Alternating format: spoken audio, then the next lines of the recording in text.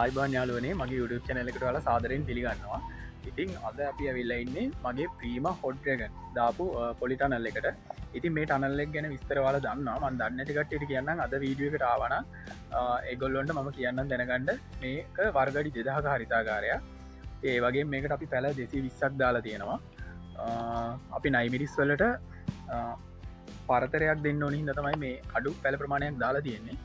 ඒ වගේම දැන් මේක පොළවේ ඉඳලා දවස් 45ක් වෙනවා. මම ඔයාලට වීඩියෝ එක දාන්නම් මේ පැල කොහොමද තියෙන්නේ කියලා මේ අතරමැද වීඩියෝ එක දාන්නම් ප්ලේ කරන්න.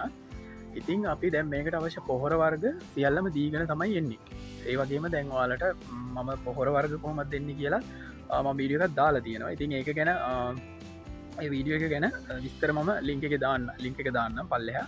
ඒ ඔයාලට පුළුවන් මේ ලින්ක් එකකින් ගිහිල්ලා විස්තර බලාගන්න. ඒකේ සම්පූර්ණ ඒ කියන්නේ දාන්න ඕනේ පොහොර කොච්චර ප්‍රමාණයක් දාන්න ඕනේද, කියන්නේ කොච්චර කාලයකට පස්සේ දාන්න ඕනේ කියලා ඒ සියලු විස්තර කතා කරලා තියෙනවා. ඉතින් දැන් පොහොර භාවිතය ගැන අපි තවදුරටත් කතා කරොත් දැන් පොහොර සාමාන්‍යයෙන් අපිට භාවිත කරන විදි දෙකක් තියෙනවානේ. පළවෙනි එක තමයි ඒකාකාරීව පොහොර යොදන්න පුළුවන්. දෙවෙනි එක තමයි ස්ටෙප් විදිහට. ඒ කියන්නේ දැන් මේ බෝගේ පැල අවධිය තියෙනවානේ, පැල අවධිය, එතකොට වර්ධන අවධිය, මල් හට ගන්න අවධිය සහ අවසාන අවධිය වෙනකන් තියෙනවානේ. දැන් ඒ අවදිවල අපිට පොහොර යොදන්න පුළුවන්. ඉතින් සාමාන්‍යයෙන් ඔය දියුණු රටවල්වල ඇමරිකා, ඊශ්‍රායල්, කොරියා මේ වගේ ජපන් වගේ රටවල්වල වගා කරනකොට ඒ අවදි වල තමයි දාන්නේ පොහොර. ඉතින් ඒක සාමාන්‍යයෙන් අපි බූස්ටර් එකක් විදිහට අපිට යොදන්න පුළුවන් මේ පොහොර. දැන් අපි කියන්නකෝ දැන් පැල අවදිය ගත්තාම දැන් අපිත් ඒ පැල අවදියේදී පොහොර යොදලා තියෙන්නේ ෆොස්ෆරස් වැඩි පොහොරක්. ඒ කියන්නේ දැන් මුල් වර්ධනයේට ෆොස්ෆරස් වැඩියෙන් ඕන වෙනවා. ඉතින් ෆොස්ෆරස් වැඩියෙන් ඕන වෙන හින්දා අපි ප්ලාන්ට් ස්ටාර්ටර් කියන 10-52-10 කියන පොහොර එක තමයි අපි පැල අවදියේ දාන්නේ. ඉතින් ඒ කියන්නේ පැල වෙලා දවස් 7-8ක් යද්දී අපිට ස්ටාර්ට් කරන්න පුළුවන් ඒ පොහොර එක දාන්න. ඉතින් ඒ පොහොර එක අපිට ජලයේ ද්‍රාවයේ පොහොර එකක්.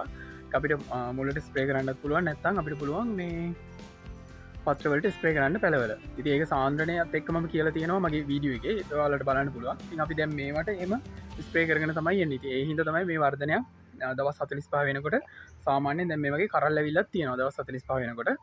ඒවා මම ඔයාලට පෙන්නන්නම් වීඩියෝ එකේ. ඉතින් ඒ වගේම දැන් අපිට මේකට ඇල්බර්ට් සොලියුෂන් දාන්න පුළුවන්. ඇල්බර්ට් සොලියුෂන් දාන ගමන් අපිට මේකේ දැන් මේ මල් පිපෙනව තියෙනවනේ. දැන් මල් පිපෙනව තියෙනකොට අපිට පුළුවන් ඇල්බර්ට් සොලියුෂන් දානවත් එක්කම අපිට පුළුවන් K44 දාන්න. ඒ කියන්නේ දැන් මල් පිපෙන අවධියේදී පොටෑසියම් වැඩි පුරක් දාන්න ඕනේ. දැන් පොටෑසියම් කියන්නේ ශාකයේ සෞඛ්‍යයට.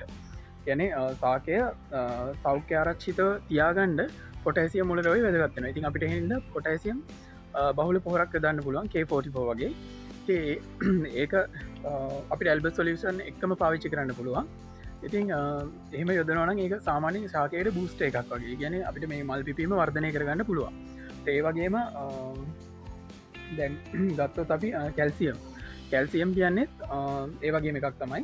අපිට කැල්සියම් යොදාගත්තොත් ශාකයේ දැන් මේ පත්‍ර තියෙන මේ පත්‍ර උරාබන කෘමීන් ඉන්නවා. ඉතින් මේ කෘමීන් මේ උරාබන එක වළක්ව ගන්න පුළුවන්. ඒ කියන්නේ වළක්ව ගන්න පුළුවන් කියන්නේ මේ සම්පූර්ණ වළක්ව ගන්න පුළුවන්කම නෙමෙයි. මේ සෛල බිත්ති වල සංඝටකයක් වෙනවා කැල්සියම් ශාකවල. ඉතින් අපිට කැල්සියම් දෙන්න පුළුවන් නම් ශාකයට සතියකට සැරයක්වත් අපිට පුළුවන් මේ ශාක පත්‍ර පොඩ්ඩක් ගණකම තියාගන්න. එතකොට අර විෂ උරාබන කෘමීන්ට ඒක කරන්න බැරි වෙනවා. ඒ කියන්නේ මාංශල ගතිය නෙමෙයි, ශාක පත්‍ර ගණකම තියාගන්න ඕනේ. ඉතින් එහෙම අපිට පොහොර යොදාගෙන හරියට කෘමි විකර්ෂක ටික, කෘමිනාශක ටික හරියට යොදාගෙන එනවා නම් අපිට පුළුවන් ප්‍රශස්ත අස්වැන්නක් ගන්න ශාකයෙන්. ඒ කියන්නේ අපිට මේ ටනල් එකේ වගා කරලා තියෙන මේ පැලවලින් අපිට අස්වැන්න විශාල ලෙස අස්වැන්නක් ගන්න පුළුවන්. එහෙම නැතුව දැන් සාමාන්‍යයෙන් අපි එකම පොහොරක් යොදාගෙන එනවා නම් අපිට අර කියන සාමාන්‍ය අස්වැන්න පමණයි ගන්න පුළුවන් වෙන්නේ. අපිට වැඩි අස්වැන්නක් ගන්න බැරි වෙනවා. මොකද ශාකයට ඒ දෙන පොහොර ප්‍රමාණය මදි හින්දා.